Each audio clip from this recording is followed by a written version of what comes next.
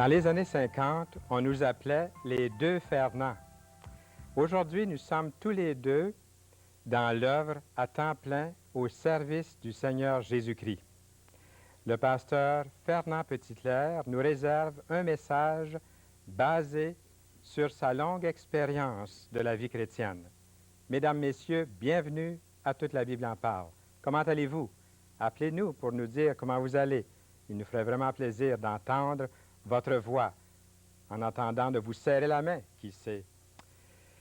Il s'est écoulé plusieurs mois depuis que Murray Richardson est venu chanter à Toute la Bible en parle. Vous le verrez un peu plus tard au cours de l'émission. Il est là et il nous fait vraiment plaisir de l'accueillir. Nous avons quelque chose de vraiment exceptionnel à vous présenter aujourd'hui. Prêtez bien attention. Je ne pense pas qu'aucune émission à la télévision a le privilège de vous offrir Bonne Nouvelle aujourd'hui, le Nouveau Testament en français courant. C'est gratuit, c'est vraiment une offre spéciale. Vous n'avez qu'à écrire à l'adresse que vous verrez à la fin de l'émission. N'appelez pas pour demander le Nouveau Testament. Écrivez pour le recevoir. Vous verrez deux adresses même à la fin. L'adresse de Toute la Bible en parle et aussi l'adresse de la Société biblique canadienne qui nous l'offre. C'est un cadeau. J'espère que vous allez tout de suite commencer à rédiger votre lettre et notez bien à la fin l'adresse. Ce Nouveau Testament est illustré et il est écrit, comme je disais, en français courant. Il vaut vraiment la peine de le commander. Et si vous nous appelez, dès cet instant, vous pouvez demander le petit livre « Lire et comprendre ». En réalité, c'est un commentaire de l'Évangile de Jean. Et ça, vous pouvez nous téléphoner tout de suite pour le recevoir. Le Nouveau Testament, préparez-vous à écrire une petite lettre à la Société biblique canadienne ou directement à nous. Quel grand privilège de vous présenter mon homonyme, le pasteur Fernand Petitclerc. On porte tous les deux le même nom, mais on est vraiment différents. Il y avait, autrefois, les gens se mélangeaient parce que mon nom, Fernand Saint-Louis, puis toi, Fernand Petitclerc, ils disaient, bon, ben Petitclerc, c'est le petit, puis l'autre, c'est Saint-Louis, mais c'est le contraire. Et ça m'a fait vraiment plaisir de te recevoir ici à Toute la Bible en parle. Ça fait déjà quelques occasions. Moi de même, Fernand. Et dis-nous ce que tu fais de ce temps-là. Je sais qu'au cours des années, tu as fait plusieurs choses et tu as toujours été pasteur depuis 1962, je crois. Et en ce moment, tu habites Saint-Hubert et dis-nous un peu ce que tu fais, Fernand. C'est ça. J'ai été pasteur à Saint-Georges-de-Beauce pendant 14 ans et maintenant à Saint-Hubert depuis 9 ans. Je suis pasteur de l'Église baptiste évangélique. On se réunit tous les dimanches matins à 11 h au 4405 rue Aurel, près de la rue Grenier. Et c'est là que je sers le Seigneur avec une petite congrégation où les gens sont bienvenus d'assister. Et aussi ton épouse qui est très engagée avec toi. Ah oui, c'est elle qui est la pianiste et puis aussi surintendante d'école du dimanche. J'espère que les gens iront vous rendre visite. Sont les bienvenus. Oui. Fernand, qu'est-ce que tu vas nous dire, nous communiquer de la parole de Dieu? Bien, j'ai à cœur ce soir, Fernand, de nous parler des signes des derniers temps. L'apôtre Pierre, dans sa 3e épître, nous a écrit un chapitre extraordinaire qui nous donne les signes des derniers temps. Et j'aimerais le lire d'abord. Alors, c'est dans la 2e épître de Pierre, au chapitre 3, où Pierre nous dit « Voici déjà, bien-aimés, la seconde lettre que je vous écris. Dans l'une et dans l'autre, je cherche à éveiller par des avertissements votre saine intelligence, afin que vous vous souveniez des choses annoncées d'avance par les saints prophètes et du commandement du Seigneur et Sauveur enseigné par vos apôtres. Sachez avant tout que dans les derniers jours, il viendra des moqueurs avec leur raillerie, et marchant selon leur propre convoitise. Ils disent, où est la promesse de son avènement?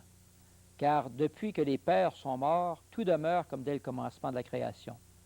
Ils veulent ignorer en effet que les cieux existèrent autrefois par la parole de Dieu, ainsi qu'une terre tirée de l'eau et formée au moyen de l'eau, et que par ces choses, le monde d'alors périt submergé par l'eau. Mais par la même parole, les cieux et la terre d'à présent sont gardés et réservés pour le feu, pour le jour du jugement et de la ruine des hommes impies. Mais il y a une chose, bien-aimés, que vous ne devez pas ignorer. C'est que devant le Seigneur, un jour est comme 1000 ans, et 1000 ans sont comme un jour. Le Seigneur ne tarde pas dans l'accomplissement de sa promesse, comme quelques-uns le croient. Mais il use de patience envers vous, ne voulant qu'aucun périsse, mais voulant que tous arrivent à la repentance. Le jour du Seigneur viendra comme un voleur. En ce jour, les cieux passeront avec fracas, les éléments embrasés se dissoudront, et la terre, avec les œuvres qu'elle renferme, sera consumée. Puisque donc tout cela est en voie de dissolution, combien votre conduite et votre piété doit être sainte. Attendez et hâtez l'avènement du jour de Dieu, jour à cause duquel les cieux enflammés se dissoudront, et les éléments embrasés se fondront. Mais nous attendons, selon sa promesse, de nouveaux cieux et une nouvelle terre, où la justice habitera. C'est pourquoi, bien-aimés, attendant ces choses, appliquez-vous à être trouvés par lui sans tache et irréprochables dans la paix. Croyez que la patience de notre Seigneur est votre salut, comme notre bien-aimé frère Paul vous l'a aussi écrit, selon la sagesse qui lui a été donnée. Eh bien, c'est un passage extraordinaire. Formidable. Et le mois dernier, le CBC TV faisait un reportage sur lequel il présentait les graves problèmes écologiques qui menacent la survie de notre planète. Ils intitulaient leur émission « Les signes des temps ». Et le magazine Time, ce mois-ci, lance un cri d'alarme en disant « Sauvons la planète Terre ». Il traite de la diminution de la couche d'ozone, du réchauffement de la planète, de la pollution écologique. Eh bien, je pense que lorsque le monde emploie les termes bibliques pour exprimer la situation mondiale que nous vivons, qu'il est grand temps que nous écoutions. Quand les savants du monde entier nous lancent le même cri d'alarme que la parole de Dieu, alors il est grandement temps que la parole de Dieu, vraiment, qu'on prête l'oreille à ce que Dieu a à nous dire. Je crois que dans les jours que nous vivrons, qu'on devrait avoir notre journal d'une main et la Bible de l'autre, pour voir ce que Dieu a à nous dire. Toute personne sérieuse qui a considéré les événements qui ont bouleversé notre monde en 1988 ne peut pas s'empêcher de se demander, eh bien, qu'est-ce qui va arriver à la Terre en 1989? Et comment ces choses vont-elles finir? Qu'est-ce qui nous attend notre planète dans l'avenir? Est-ce qu'il y a des prophéties bibliques? Vers qui est-ce qu'on peut se tourner? Eh bien, Dieu nous a donné à la fin de notre Bible un livre qui s'appelle le livre de l'Apocalypse, la révélation de Jésus-Christ, pour les événements des derniers temps. Et ces prophéties n'ont aucune comparaison avec les prophéties des hommes, par exemple, comme les prophéties de Nostradamus ou d'autres faux prophètes semblables. Dieu, dans la Bible, nous dit comment reconnaître les faux prophètes des vrais. Il nous dit que quand ce que dira le prophète n'aura pas lieu, il n'arrivera pas, ce sera une parole que le Seigneur n'a pas prononcée. C'est faux. Au contraire, ce que Dieu dit et prédit, il a prédit longtemps d'avance, et ça arrive toujours. Il nous dit dans la Sainte Bible, c'est une prophétie dont les temps est déjà fixé, elle marche dans son terme, et elle ne mentira pas. Si elle tarde, attends-la, qu'elle s'accomplira certainement. Et Jésus, de son côté, nous a dit, le ciel et la terre passeront, mais mes paroles ne passeront point. Car je vous dis, dit Jésus, en vérité, tant que le ciel et la terre passeront, alors il ne disparaîtra pas un seul iota, un seul trait de lettre, jusqu'à ce que tout soit arrivé. Il y a 2000 ans que Jésus-Christ nous a donné le livre de la Révélation. Malheureusement, très peu de gens aujourd'hui en connaissent le contenu.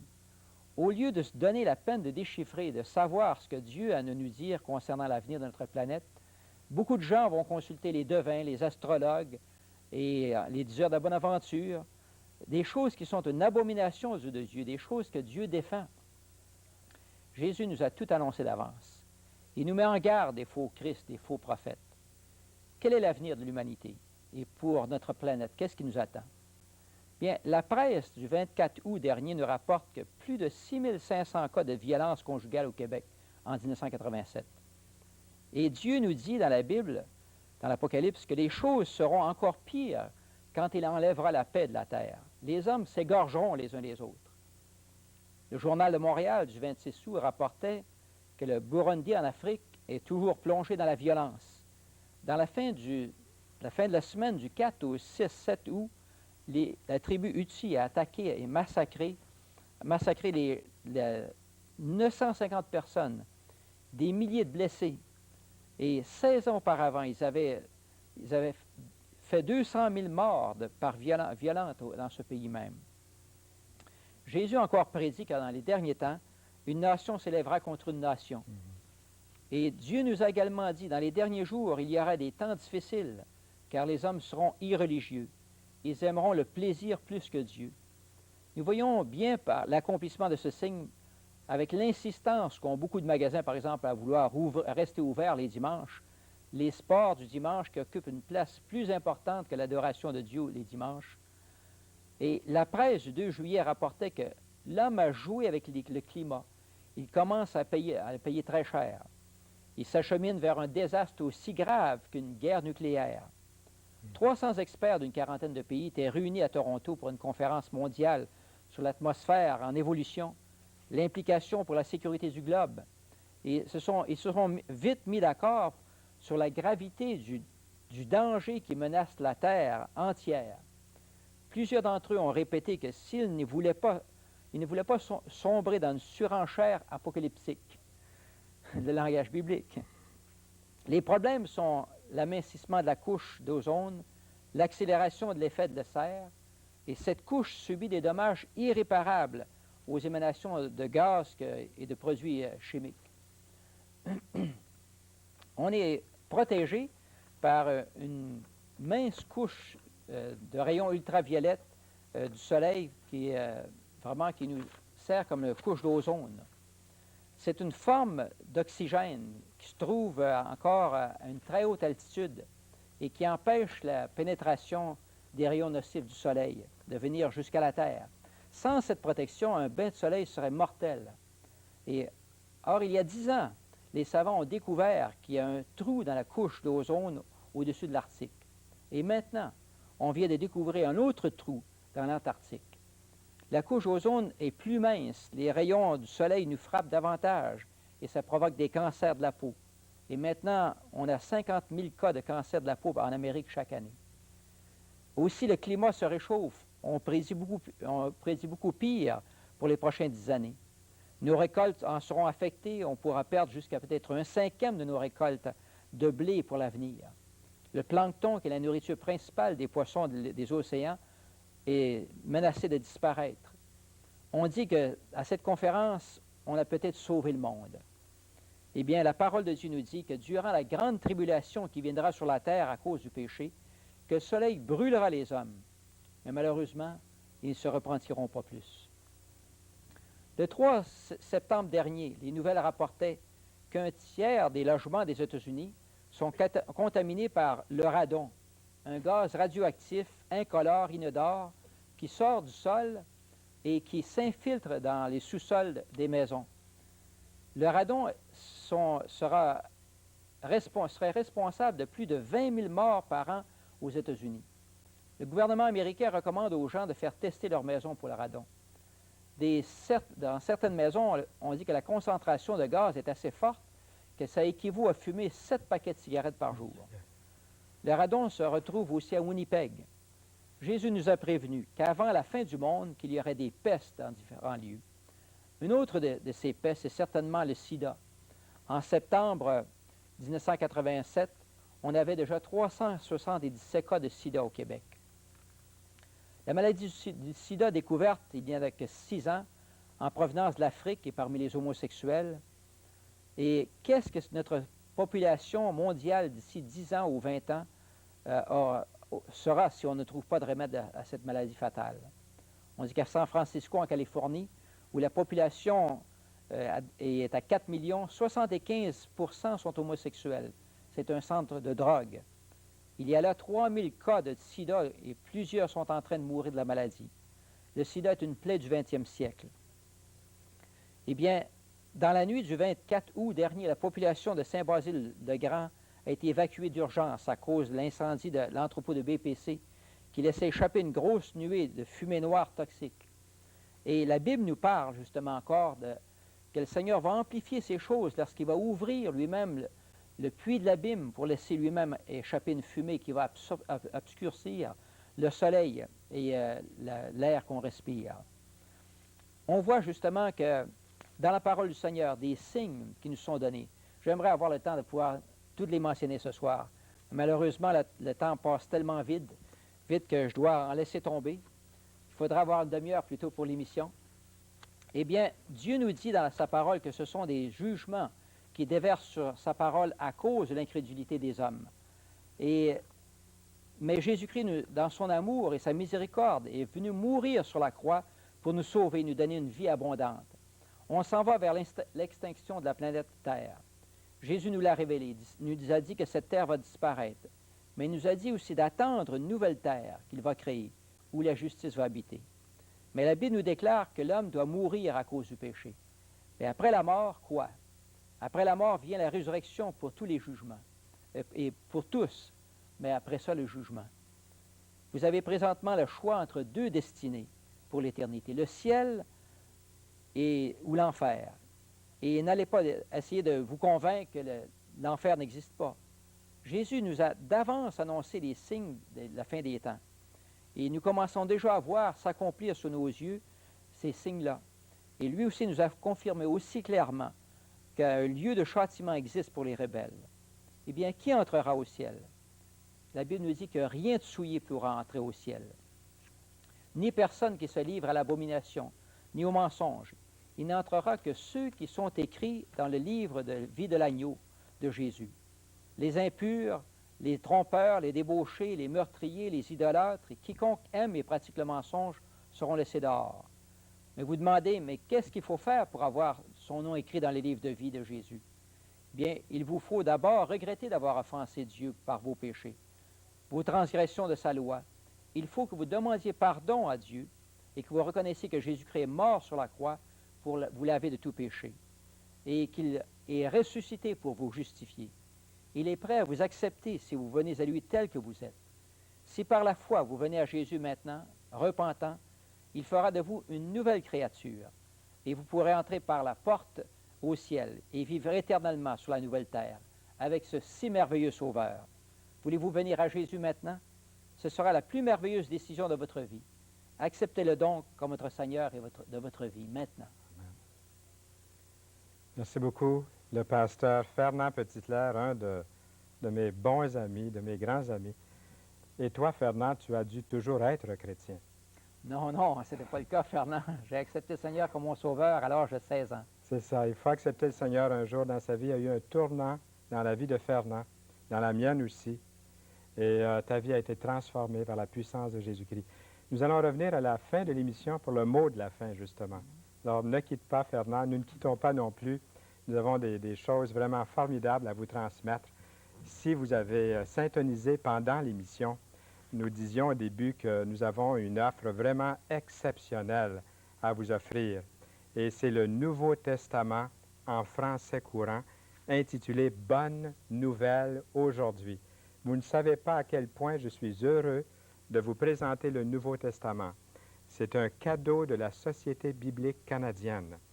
La Société biblique canadienne vous demande de leur écrire un mot pour faire la demande du Nouveau Testament. Si vous oubliez que c'est Bonne nouvelle aujourd'hui, écrivez à la Société biblique canadienne pour demander le Nouveau Testament ou le livre rouge, le Nouveau Testament en français courant, offert à l'émission Toute la Bible en parle.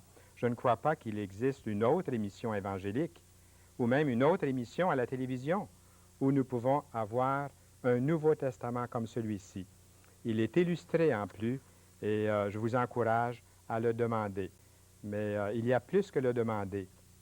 La condition, c'est qu'il faut écrire. Adressez-vous à l'adresse que vous verrez à la fin de l'émission et vous pourrez recevoir ce Nouveau Testament. C'est gratuit.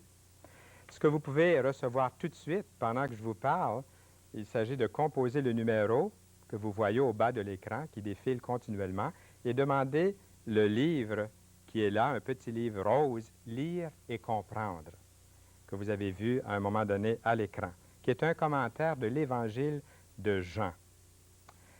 Eh bien, il nous fait plaisir d'accueillir Murray Richardson, que vous allez reconnaître. Il est là, il a une voix superbe, il chante pour le Seigneur. Vous entendez peut-être toutes sortes de voix, toutes sortes de bruits, et vous n'entendez plus la petite voix de Dieu qui essaie de vous parler. Eh bien, Murray Richardson veut vous donner un vrai témoignage. Entendez-vous la voix de celui qui vous appelle avec tant d'amour ce soir, aujourd'hui?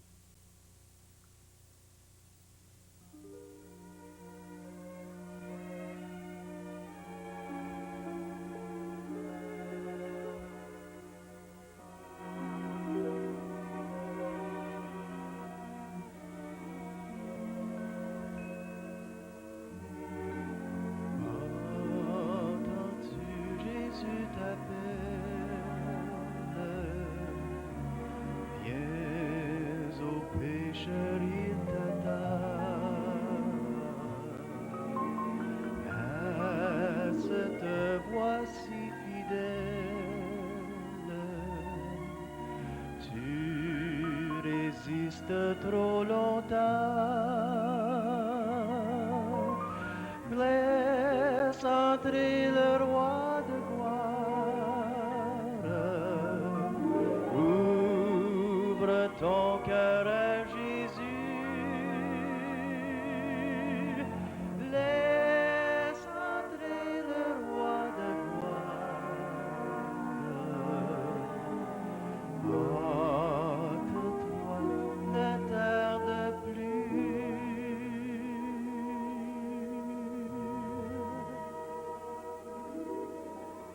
Les vanités de la terre, le monde vil et trompeur, ont assez longtemps, mon frère, rempli ta vie et ton cœur. Aujourd'hui, c'est jour de grâce. Ne compte pas sur demain. Pendant que ton sauveur passe, saisis sa puissante main. Laisse entrer le roi de gloire. Ouvre ton cœur à Jésus. Laisse entrer le roi de gloire. Hâte-toi, ne tarde plus.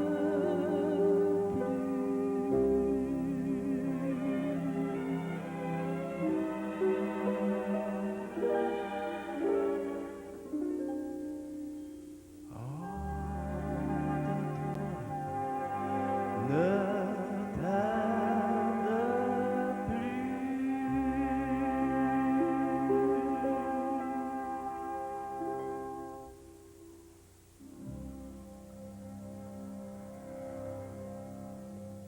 Merci beaucoup. Merci infiniment, Murray Richardson. Il est contrôleur, mais Dieu lui a donné aussi une voix qui élève nos cœurs dans toutes les hauteurs, n'est-ce pas, Fernand? Et Fernand est là, le pasteur Fernand Petitclerc, et j'aimerais qu'il puisse nous donner maintenant le mot de la fin. Eh bien, Fernand, l'apôtre Pierre, dans son épître, nous donne la raison pourquoi est-ce qu'il nous a écrit ce chapitre-là. Il nous dit qu'il cherche à éveiller par des avertissements notre saine intelligence. Comme j'aimerais que ce soit le cas pour chaque auditeur.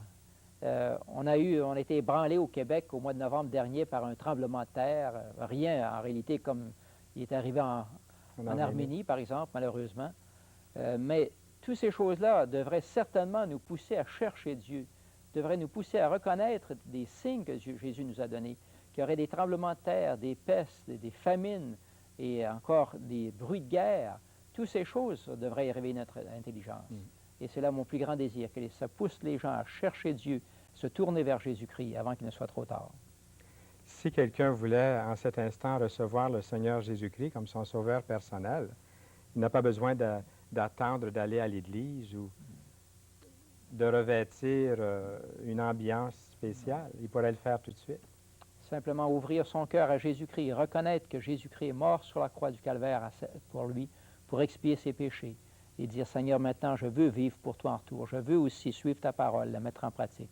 Est-ce que cette personne-là pourrait demander au Seigneur de venir dans son cœur dans un instant de tranquillité et de prière? Avec un acte de foi. Alors, on pourrait prier même pour cette Oui. personne. Très brièvement, peut-être 15 secondes, et répéter après le pasteur Fernand Petitclerc cette prière à Dieu. Cher Père Céleste, je reconnais que Jésus-Christ est mort sur la croix du Calvaire à ma place pour mes péchés. Je te demande pardon pour mes péchés. Je te regrette sincèrement de t'avoir offensé. Et je désire maintenant que tu viennes dans mon cœur et que tu vives en moi. Et je veux aussi vivre selon ta parole dans l'avenir. Au nom de Jésus. Amen. Amen. C'est le désir de notre cœur que vous puissiez faire cette expérience comme des milliers l'ont déjà fait.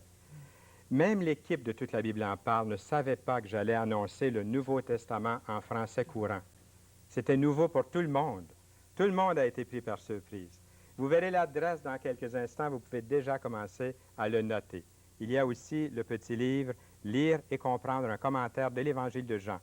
Mary Richardson sera de retour dès la prochaine émission et je serai là pour vous apporter un message du chapitre 10 de l'Évangile de Jean, le bon berger. Le bon berger. Au plaisir, à bientôt, chers amis.